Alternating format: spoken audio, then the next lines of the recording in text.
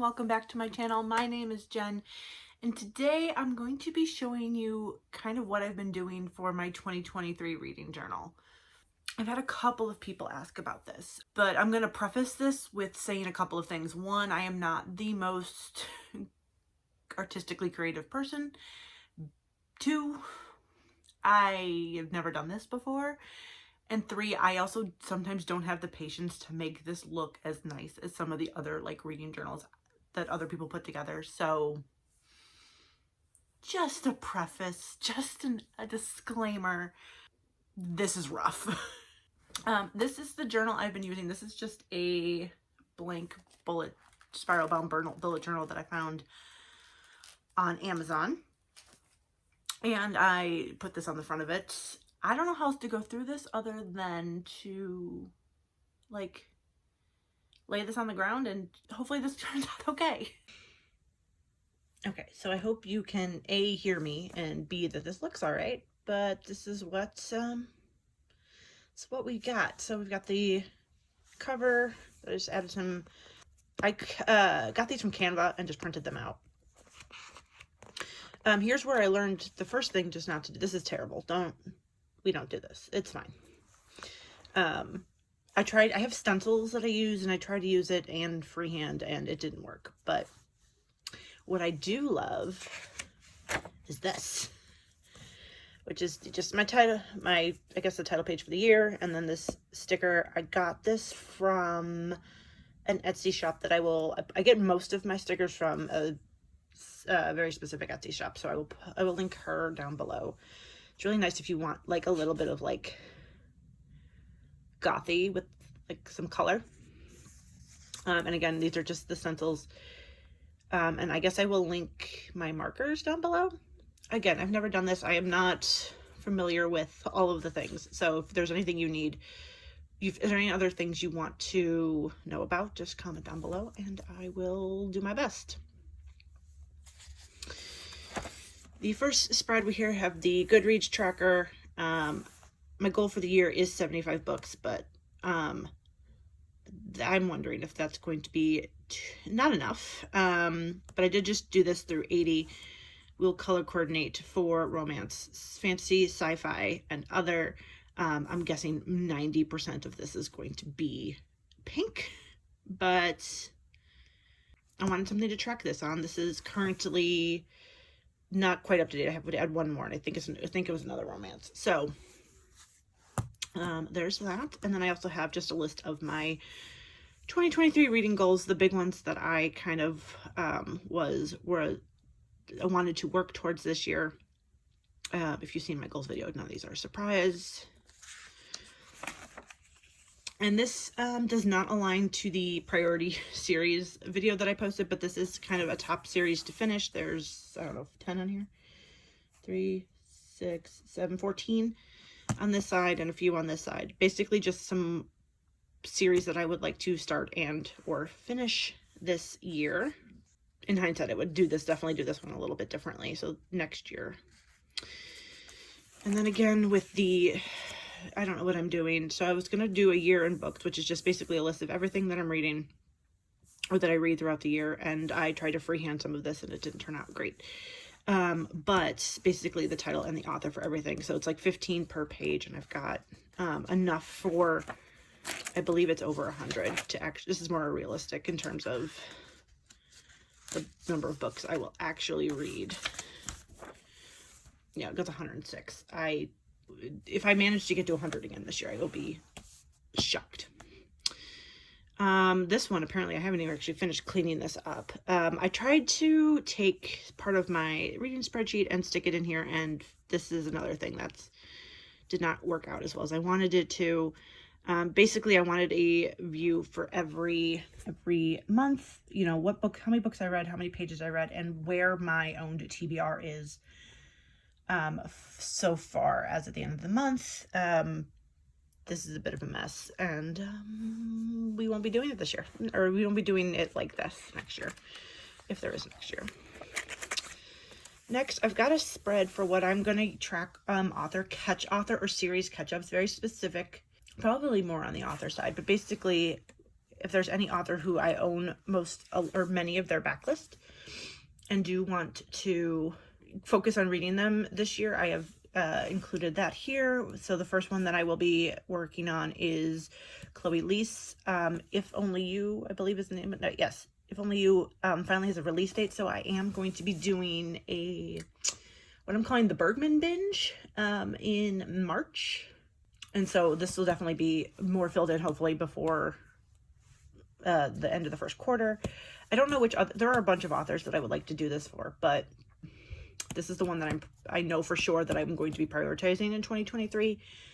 So when I get around to figuring out who the other authors are, I will add them here. I don't imagine me doing on more than, 3 or 4, so. And then quotes. I think I haven't done anything with this yet. I have tabbed a couple of books so far this year, but I think what I'll do is at the end of the month, it's currently January 28th, so I still haven't, the month isn't over. I think what I'll do is I'll go through my tabs and figure out if there's a quote or two that I want to add to this. So just more of the memorable quotes from books that I read throughout the year. And then we go into the January spread. For some reason, I associate the color blue with January. I have no idea why, but I do. So here I've got just a quote about reading from Truth Witch by Susan Dennard and some stickers. I got this one from, some of these stickers are left over because I did last year get the, oh, I forgot the name of it. The really nice planner from, there's a store for it, and I can't remember what it's called right now. It's the fully booked planner from Little Inkling, I believe. And so I had that last year, and I am really bad at keeping up with these things. So I didn't actually use most of what was in there. So some of these stickers are from there, and then we've got a title page for January. Just a monthly spread. There's a goals thing over there, and I was intending to use it, but I decided to put it somewhere else, and apparently didn't realize there were the start of 5 weeks in January. It's fine. Again, learning experience. All of this has been a massive learning experience. So there's just that. If I needed to put anything on here, I could. And then barely used some content planning. Obviously I'm filming this now. This is already out, and I've been really bad with content this month. It's just been hectic. Clearly I do want to set monthly goals, but clearly I did not do that for January. This is, I think, up to date. I've read a couple things that were not. This is directly from my January TBR video.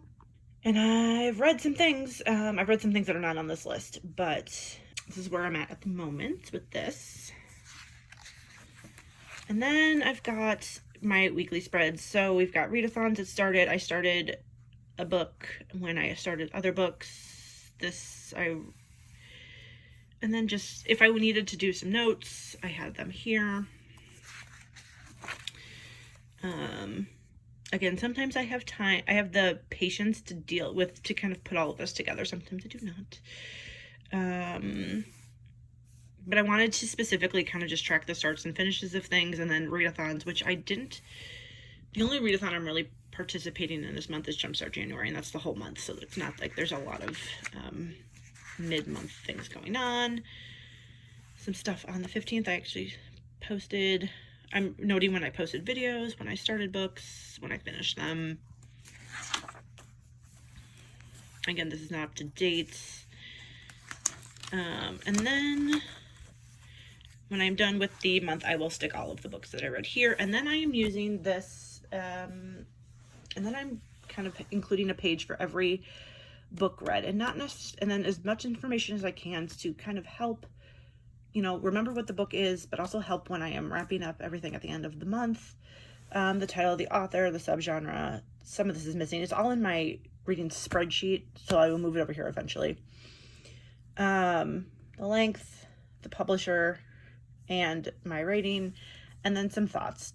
It's not necessarily plot, a review of the plot, but it's a review of my thoughts on the book. and just kind of anything that may have attributed to the rating that I gave the book, and then any readathons or goals that this book is part of. So this was part of Jumpstart January because one of my goals was to read more from BIPOC authors. And so we've got this. This is my first 5-star in a very long time. And we've kind of got these pages at the end of every month. Some of them I went, and that's kind of it. And then once I reach all of the, once I note all of the, put a page in for all of the books that I've read this month, I will start on February. All right, that is, I guess, a glimpse of how I'm currently setting up my 2023 reading journal. As I've mentioned, this is definitely a work in progress. I'm imagining that this will evolve or devolve over the year, and I will learn what I really like, what I want to include, what I don't want to include, and you know what we'll call them what kind of decorative things work for me, what don't. That's it, I guess, for the video. I am gonna hopefully, I have not yet, and it's not gonna be much different, so let me comment down below and let me know if you are interested at all in this. But I am gonna put my February spreads together in the nearest future. We are almost at the end of January, so I need to get that set up. So if you're interested in a walkthrough of that, comment down below and let me know. Otherwise, you may or may not see it. I'm gonna try to start using Instagram again, so maybe I will post it over there. Maybe. I'm really bad at all sorts of social media at the moment. But that's everything for today.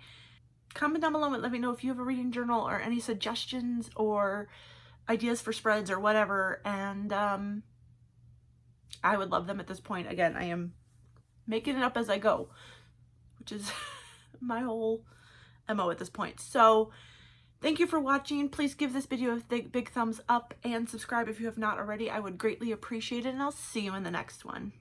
Bye.